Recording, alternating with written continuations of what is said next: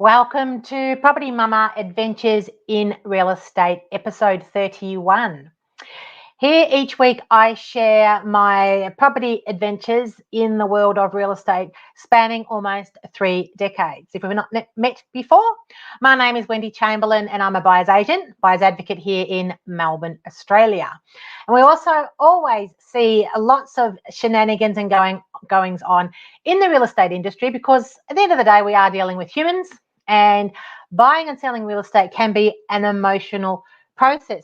And one of the most emotional ways to buy a property or even sell a property is to do it via auction. And it's very interesting, as stressed as buyers get when it comes to buying property. In my experience, the sellers are the ones that get the most emotional. I think it's because they are selling a piece of real estate that is more than that to them. Often it is a place filled with memories. It might be where they brought their bub home, the very first home that their bub was brought home to, and it's their home, family home. It could be the other end of the scale. It could be where they grew up with their parents and the parents have been moved into care, and so they're selling the home from that scenario. So there's lots of different things. It can be an exciting time, but it also can be a sad time. And I wanted to circle back around and talk about auction tactics, which I've covered in previous episodes of Property Mama. Because buying at auction can be seen as an art form because it's an unconditional sale on the day under the hammer. So if you muck it up, it can have some expensive consequences for you. So what are some of the tactics that we employ when we're bidding at auction? I've talked about previously about being able to read the play. So in order to read the play, you need to be standing in a position which gives you great visibility of everybody else. So I've been to auctions and I see people, they're kind of hiding in the back. You can't even really see them. And they're not even making themselves very visible at all to the auctioneer, which I find baffling because you know what? If they can't see you to know that you're bidding, they may well miss your bid. And I've been to auctions before where this very thing has happened. So the person is hiding down the back, because if you're bidding, be front and center. But they've been hiding down the back and the auctioneer hasn't heard their bid, hasn't seen them, and their bid gets missed. And if your bid gets missed and it's at the end of the auction where they're calling for the final bids, you are in danger of totally missing out on a property. It's also a great tactic to show that you're confident in your bidding because it is such an emotionally charged scenario, an arena that most people are not used to stepping into. That show of confidence can often be enough to put people off from bidding. So that's why I say it's very important to position yourself in a key spot within the whole realm of where all the buyers are. So you can choose a number of positions of where that might be. So you might like to stand not too far away from the auctioneer so you get a good visibility of the auctioneer, but you can also regularly scan the crowd and see who you're bidding against, because position yourself so that you can see the bidders even if you don't know where they are when the bidding starts. Then by doing that, it can be not only a confidence-inducing tactic, but it also can be a bit of an intimidating tactic. Now, you're not being nasty or not deliberately trying to cause a problem for any other buyers, of course. But by showing that show of strength, by you're here, you mean business, you're here to buy a property and you're confident and you are bidding confidently and very articulately with your bids, that is going to put people off that may not be used to stepping into that auction bidding arena. So if the auction starts and you don't have a clear line of sight to the auctioneer, because that happens as well. Sometimes I'm standing there waiting for an auction to start and there's lots of people and people will just mill around and they might step in front of you because they want to watch the auction. If that happens, reposition yourself so that you still have that clear line of sight and you have a direct avenue for the auctioneer to hear your bids clearly.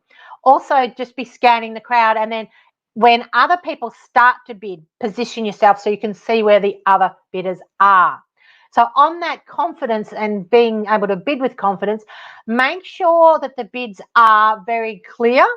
And it also is another tactic to use the full amounts when you are bidding. Because when it's going up at the pointy end, which is what I call when it's slowing down and it's at the end of proceedings and it's likely to get closer and closer and closer to the property being sold, the bid amounts tend to reduce, and it might even end up going up. Well, it'll go up in likely in $5,000 lots, then it'll go up in $1,000 lots, $500 lots, and it can get smaller and smaller. And if through this process people are just saying, I'll give you 1,000, in the mind of the people bidding, they're forgetting about all of the other, literally hundreds of thousands of dollars that they are also placing on the line. So let's say we're bidding on a property up to 1.5 million. I've seen people say, I'll give you 1,000, I'll give you 500. And the auctioneer also does this as well. They'll ask another 500. They'll say another 1,000. Are you in for 1,000? Will you give me another 500? And people might just put their hand up to say yes. You are far better off, and you are going to look far more confident and be in a stronger position if you verbalize the bid back to the auctioneer in full.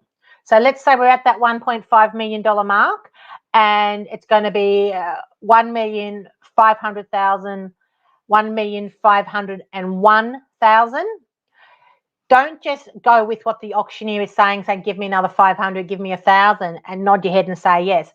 Verbalize it back, because you are reiterating to everyone else in the crowd the full amount of what they are committing to put on the line and having to stump up to buy that property. And it's the tactic to make sure people psychologically are thinking about and understanding the weight or the amount of money they're about to spend on buying a property. Just another tactic. So position yourself, and as someone else is bidding, face them. So when you're bidding, you can look at the auctioneer, make sure the auctioneer is hearing your bids very clearly, and you're reiterating the full amount back to the auctioneer. When someone else bids, turn to face them and listen for their bid and smile at them. And you'd be astounded how intimidating smiling at someone while they're bidding is. Again, another tactic, because they're not used to somebody else basically confronting them and looking at them and going, okay, I'm here, I'm listening, I'm waiting for your bid because I'm going to bid again. You're saying all this stuff subconsciously, but they are going to have somebody, probably they're going to be in a situation where they're quite emotionally charged, probably very stressed, and they're now spending hundreds of thousands of dollars to buy a property, and you're standing there and you're smiling at them. You're confident, your bids have been loud, you've been bidding confidently and saying the full amounts every time that you bid, and you're looking at them. And I have had real estate agents come up to me afterwards, and I have done nothing other than to bid confidently, make sure that I'm standing where both the auctioneer can see me, but any bidders can see me. I stand and I squarely face them, and I smile at them as I'm bidding, and also as when they're bidding, I'm smiling at them. And so if we're at that pointy end where the bids are much, much smaller, and I know that we're getting to the point where other bidders may be slowing down, I keep looking at them. And the agents have come up to me afterwards and said that they were so intimidated by you looking at them, they stopped bidding. And I can tell you, I didn't do anything other than exactly what I've just explained, smiling the whole time. And people get nervous and they stop bidding because they don't know what they're doing. They don't do it very often. They have no confidence there, and they're just trying to buy a property against a professional who buys properties all the time. I'll bid up to our budget. When we hit our budget, whatever that might be, I'll stop bidding. But I will have my strategy in place to act that way, to bid to buy that property for the entire time whilst I'm within my budget. And each of the strategies will be different because you're always, as I've said before, you're up against different buyers. The amounts of the bidding and the speed at which the amounts are coming through are going to be different. So in a previous episode, I mentioned about making sure you know what your budget is, because knowing your budget ties directly into the strategy that you can employ and how you bid, how fast you bid, the increments at which you bid, because you have to read the play. And there's no single rule book about how it's going to play out. It's always different. You're dealing with different buyers. So when you know what your budget is, when someone else bids against you or makes a bid and you need to reply to that bid, you can come in quite confidently and you can come in quickly. So you can quickly reply, quickly reply, quickly reply. And it is a way to basically chip away at the other bidders. So that's another strategy, is not only to be confident in your bids and say them out loud and say the amounts, but to go straight back, go straight back, go straight back. That's one way to do it. The alternative to do it is if the pace of the auction is going quite fast and it's jumping up in amounts, what you're wanting to do is to slow things down, because by slowing things down, you then can possibly be paying less for the property because you're slowing it down, and it gives you an opportunity to start putting in bid amounts at a lower level. So you're confident, you're coming straight back, or you're choosing, depending on how the auction is going, to take a little bit further time. One of the other strategies that I like to do, and it is a way for me to take a little bit of extra time when I'm coming back, because I know how much budget we've got, I know how much more level of bidding I can do because I know what the budget is I always write my bids down on a bit of paper, because it shows to anyone else there that I mean business. I'm prepared. I'm not just standing up going one, because every other person will do that. You want to be that person that knows what they're doing, you're confident, and be shown to be that person. And so I have a little pad with me, and I will write down all the bid amounts on the pad. First of all, it allows me to keep track of where everything is. Secondly, it doesn't make me in any way, shape or form reliant on the real estate agent standing there and them trying to talk in your ear and influence any of your bidding or pushing you on your budget. So sometimes I've had real estate agents, when I'm bidding, come over to me and they'll stand there and they may show me their pencil thing, and I already have it written down. I'm writing it down. I write down whether it's a vendor bid, I write down when the property is on the market, and I'll write down all the increments of the bids. So I'm just basically controlling the pace of the auction to how I want it to run. Because if we hit the top of our budget, that's it, I can't bid anymore. And so, but I can manipulate my own strategy or change my strategy on the fly by reading the play, which is one of the things I've said a number of times about knowing how to bid, knowing your budget, because it ties directly into the strategy that you can employ. So let's talk about whether you know when a property is on the market, or when it's declared on the market by the auctioneer. So there generally is a change in the languaging of how the auctioneer is speaking to the bidders or the buyers, or how they're articulating the bids that are coming in, because the auctioneers all have scripts that they will share as part of the auction. So when the auction first starts, they'll do their preamble and then they'll call for bids, and either the auctioneer will put in the vendor bid or other buyers will start to bid. So sometimes if a buyer puts in a bid and it's a low bid, then the auctioneer will thank them for their bid, and then they'll put in a vendor bid and they'll continue things on from there, and they'll call for bids as well from the buyers. If a buyer places a bid which is a well-priced bid, i.e. it's close to where the reserve is for the vendor, or even if it puts it on the market, you can tell by the way that the auctioneer is speaking. So one of the mistakes that I see people that bid at auction make is the question that they ask the auctioneer as to whether the property has reached its reserve. Because on the street when you're bidding, if the property has yet to reach its reserve, you're not going to buy it because it's not for sale yet. So the mistake that I see them make is they say, is it on the market? Is the home on the market? And I'll say it's a mistake because you're often dealing with real estate agents and auctioneers who have been doing this for many more years than you, with much more experience than you, who know how to, on the fly, deal with any of the questions, because that is a standard question that your General Joe blogs, Jane blogs, buying public will ask. Is it on the market? And I've heard the agents be smarty pantsers about it and say, well, it's been on the market for the last 4 weeks, because an auction campaign generally is 4 weeks. And so, I mean, they're not wrong. Technically, it has been on the market because they've had it advertised on the open market. But that's not the question that the buyer's asking in relation to that. They're wanting to know whether or not it's reached its reserve. So one of the questions that I ask is, are you in a position to sell?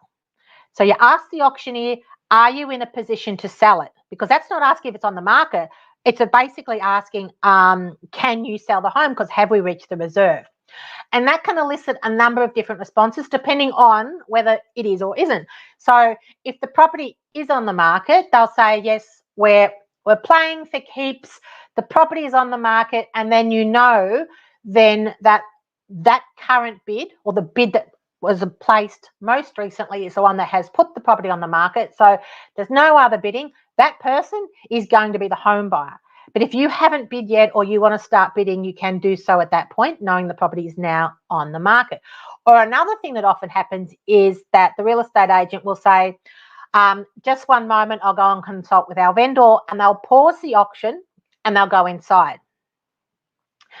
It always makes me laugh watching the other buyers on the street when the auctioneer goes inside. So they'll head inside, all of the real estate agents will go inside with them, and they'll be inside chatting to the vendor.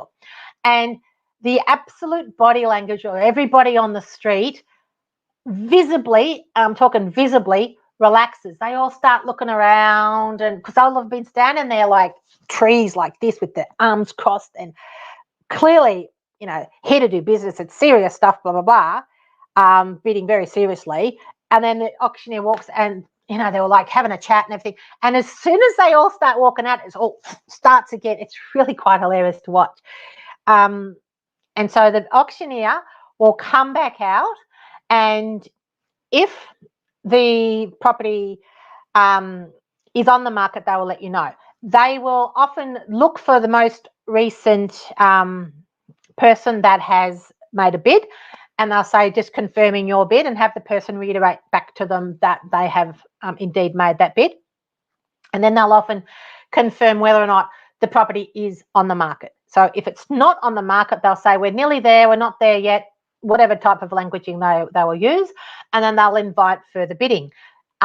If no further bidding comes, they'll often say, well, we're going to pass the property in, which means that then there'll be a private negotiation with anybody that is there, if they wish to do so, or if it's the highest bidder is, as I said previously in another episode, that they're the ones that generally are invited inside to have a exclusive private conversation. They'll be told the reserve of the property, and they'll have that opportunity to say whether or not they want to pay that price or negotiate and see how things go.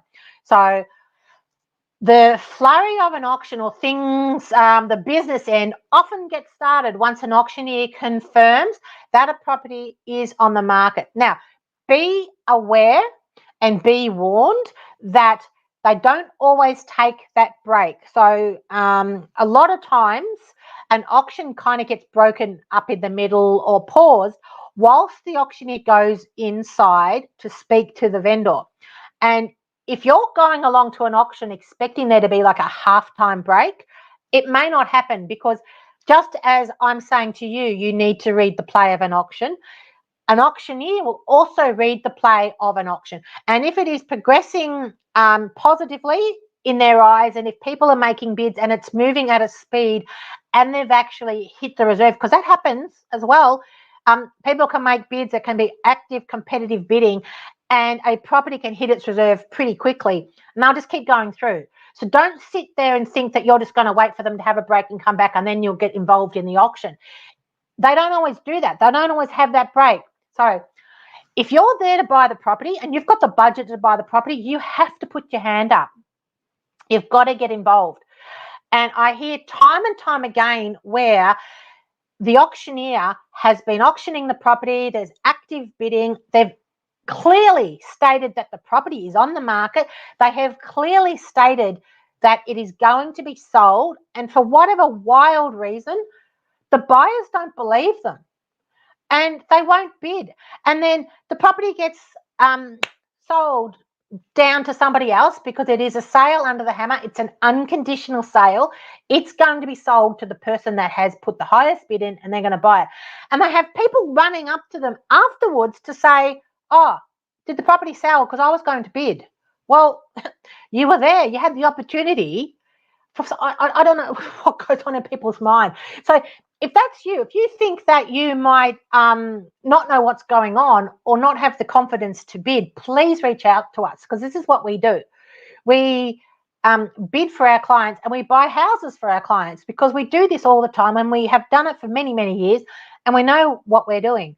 So understand the process of an auction, the rules of an auction, and listen to the languaging of the auctioneer. They will tell you very, very clearly when a property is going to be sold, when it's on the market, and that is your invitation and your indication to bid. So if a property is within your budget and you're looking to buy it and it's actively on the market, you must bid to buy it. If you don't do that, you run the risk of missing out, and there is no second opportunity on that home. When it gets sold at auction to somebody else, that's the new owner. It's not going to be you. And it doesn't matter what you say, it's already been sold to somebody else. So keep an eye on how things are, and listen to the languaging of the auctioneer. And they will often call it 3 times. Now, if it's at the very early start of an auction, when an auction has just got started and there's no other bidders, they will say calling it 3 times. And that happened on the weekend, where they had started on a vendor bid, and then one other party that was there, another buyer, they put in a bid of $25,000 above the vendor bid. It was in the guide price and was clearly below where the vendor was likely to be selling. And because no one else was bidding, the auctioneer started to say, all right, I'm going to call it 3 times. It is a tactic to bring other parties into the bidding. They want to basically start that fear of missing out, that scarcity, that, oh my God, they're calling 3 times. After the 3rd time, it's going to be passed down. Now, I can passed and sold on to that buyer. I can tell you that where you've done your due diligence, you know the value of the home, and you know that it's well earlier in the process than that it's clearly under the reserve of the seller, that if we're one bid in, literally we were one bid in, there was the vendor bid, then one buyer bid. When they're starting to say they're going to knock it down and calling 3 times, it is a tactic. So at that point in time, if there was no further bidding, they're not going to sell it to that person. They will say, just one moment, ladies and gentlemen, I'll go talk to our vendor, and they'll go inside. And again, it's a delaying tactic. It's a strategy that they do early on in the auction. Do not make the mistake of where I'm saying this happens. If it's at the pointy end, at the end where there's been competitive bidding and the property has been declared on the market, the property will be selling. So at that point in the auction where they say, I'm going to call it 3 times and I'm going to sell the property, believe me, they will be selling the property. It's a different part of the auction. It's not in the start. It's at the end. It's at the business end. And if that's what's happening at that point, where the auctioneer is calling 3 times final bids and it's going to be sold, you need to start bidding if you're still within your budget and you want to buy that property. So I hope those strategies have helped. If you have listened to our podcast today and you feel that you do need some more information or someone to hold your hand or even to go along and bid for you, it is what we do. Please reach out. You can touch base with us through our DMs across our social channels, or you can head to our website at chamberlainadvocates.com.au, and it is what we do. We help you bid at auction. And we would love to help you buy your home. If you're loving our Property Mama Adventures in Real Estate podcast episode, please do share with your family and friends. We are looking to help as many people and share as much information about the real estate industry, buying and selling and so forth as we can. If you love the episodes, please give them a like, a thumbs up, and do share so that we can reach as many people as possible. We are recording episodes every single week, so we'll be back next week with another episode of Property Mama Adventures in Real Estate. So I really look forward to you joining us then. Have a great time, and bye-bye for now.